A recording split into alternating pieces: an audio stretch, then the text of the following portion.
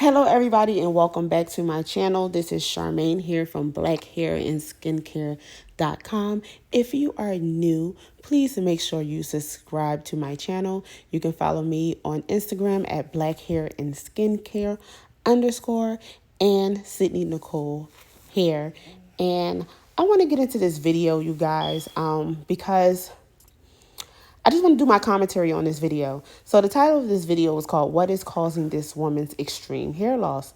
Now, this was an episode of The Doctors 3 years ago. So I'm just going to, play the video and say what I think going forward as we watch. And I also want you guys to comment below and give me your opinions on this as well. Let's get into it. Joining us now is Glynis along with dermatologist Dr. Sonya Batra, and thank you both for being here. And I know this is not something that's easy for you to share with everyone, and I know even being here on stage is difficult, but if I were to ask you to remove your wig, is that something you would be comfortable doing? Yep, I got comfortable with it minutes ago. Why in the hell is they asking this lady to remove her wig on national TV when they already know what her alopecia looks like? They know where the bald spot looks. They know what it looks like. They seen the bald spot. They seen the pictures.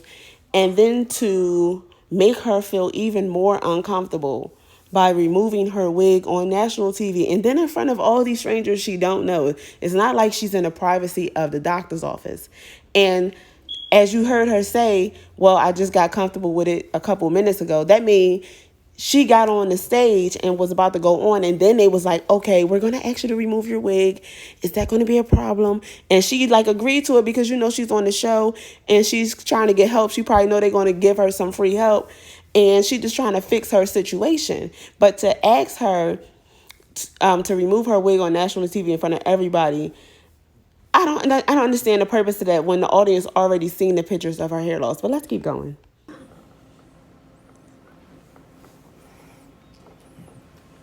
And I want to ask you how Just look at her face and how uncomfortable she looks. it feels for you to bear this to the world. Well, definitely making it known, broader than it's ever been before, but I know it's something that needs to be done. Well, you still look good without your wig. And Dr. Batra, I'm going to let you take it away because I know you went through it. Basically, they saying, it's okay, hun. I know we just exploited you, but you'll be all right. We're going to give you some free things at the end of this. A lot with Glynis looking for some answers. I know it's been such a frustrating and difficult process, but I do have some really interesting and good news because I know it was very confusing as to what was going on. And while you had been told you have this scarring process where the hair does not grow back, actually the biopsies I did really showed the non-scarring, more temporary treatable process, which is alopecia. And I can look at her hair too and tell that her hair can grow back as well. So kudos to that dermatologist for picking up on that. Alopecia areata.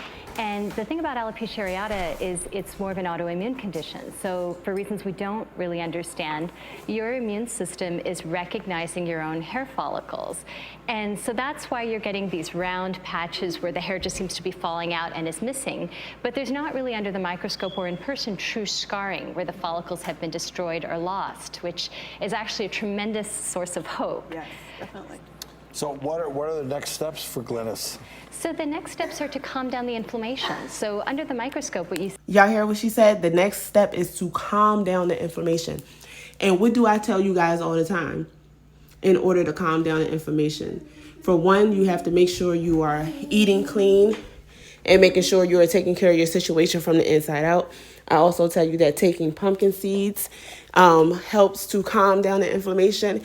And also my products help calm down the inflammation as well. The formulas that are in the products are made to calm down the inflammation. And the diet and the supplements, which is the pumpkin seed oil pills and other things, are made to calm down the inflammation from the inside out. See is this almost like a swarm of bees where you have all these inflammatory cells that are attacking these follicles and causing them to fall out.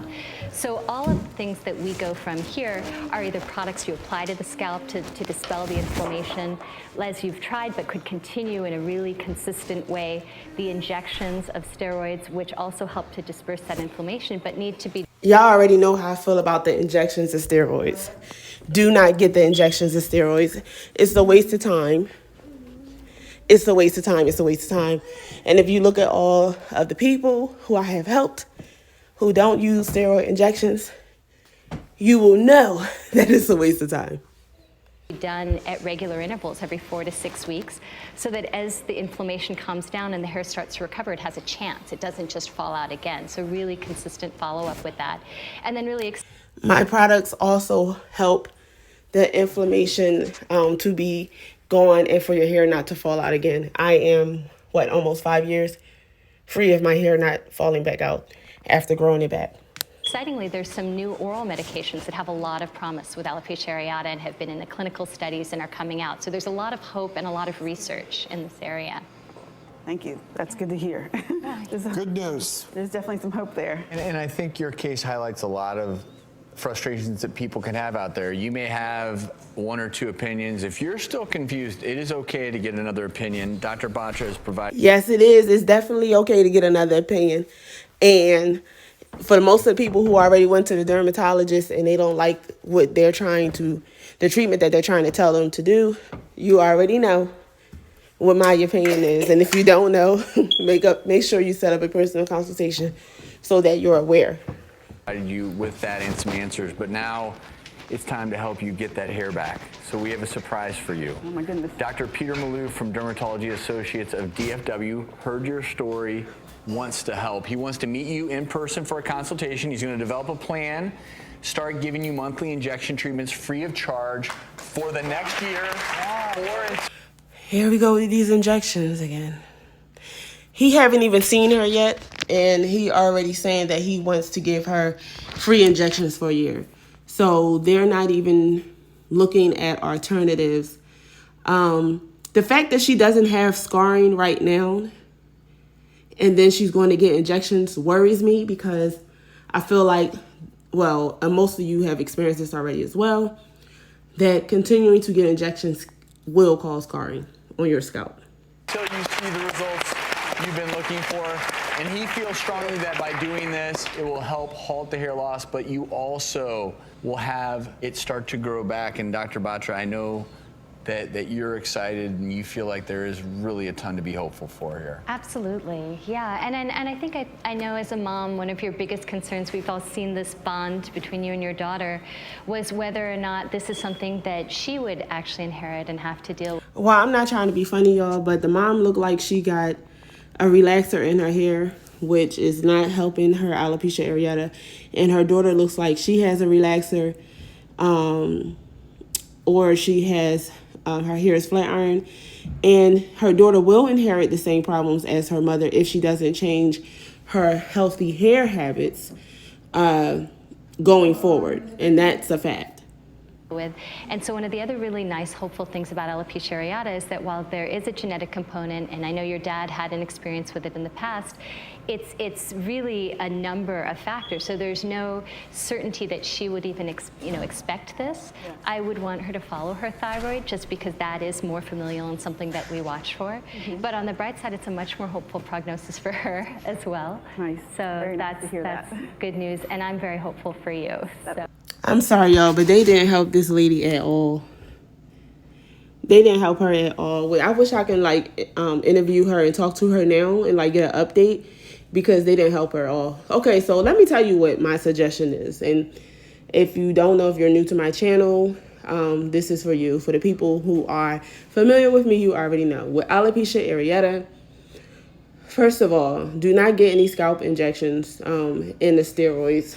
I have also known someone who had it for a long time and still got the injections. She has alopecia universalis, and the injections didn't work. So my suggestion would be to do the trio, shampoo and condition 1 time a week. Use the organic hair growth oil or the holistic scalp cream. I suggest both of them. If your information is not that bad, you got to figure out which one is best for your scalp. But usually, most clients use both. So you can use the organic hair growth oil for week 1, and then week 2 use the holistic scalp cream. And then I will also suggest that you take pumpkin seed oil pills 2 times per day. And from looking at her picture, I also would take silica and MSM 1 time per day. So guys, I just wanted to come to you and give my opinion and commentary on this video. I hope you enjoying this content, and make sure you subscribe and comment below what you think about this video. All right, guys, talk to you later.